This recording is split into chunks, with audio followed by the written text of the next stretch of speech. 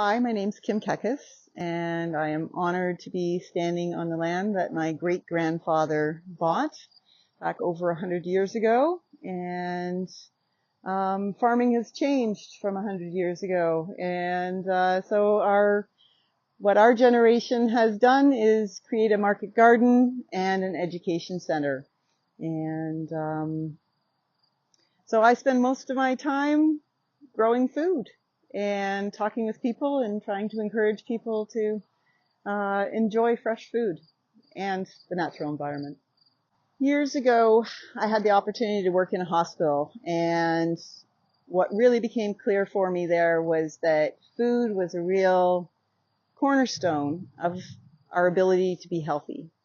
And the more I learned about healthy food, the more I have learned about healthy soil. Because in order to get healthy food, you need to have healthy soil. The more biologically active, the more rich the soil is, the more biology that's in the soil. And it's all about what we don't see going on that creates this beautiful food that we get to enjoy. Yeah, so the soil that we're lucky to have on this farm is a sandy loam. So the great thing is it's got really good water infiltration, and it's nice and light, and we can actually grow carrots that don't get stopped by a bunch of clay. On the other side, one of the real big issues is that if there's not enough organic matter in the soil, it basically becomes sand.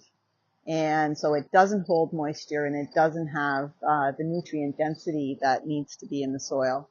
So with more cover cropping, with an awareness of tillage and the plants that we decide to put in, we've really seen a huge increase in just the resiliency of the plants and the amount of moisture that's staying in the soil.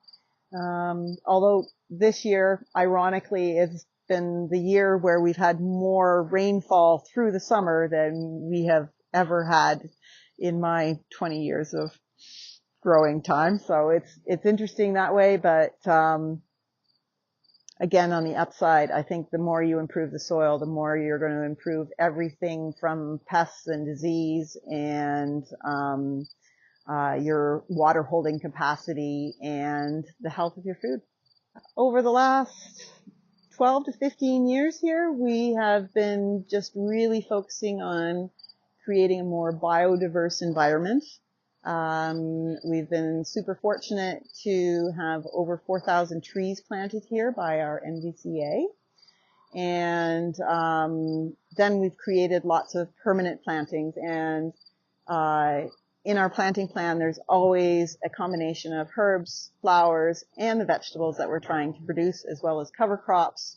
And what we see is just an extraordinary abundance now of birds, of bees, of butterflies, all kinds of amazing parasitic wasps. I would say our bug pressure has definitely decreased, and I believe that's because we've got more environment and food and support for all of the beneficial insects. And, you know, the birds, they come and eat our half-cap berries, but they also come and eat like so many insects. So much to be appreciative of. And I have always evolved towards the idea that the more we can mimic nature in its entirety, of having all of the different plants and shrubs and perennials and herbs, the better off everything is going to be.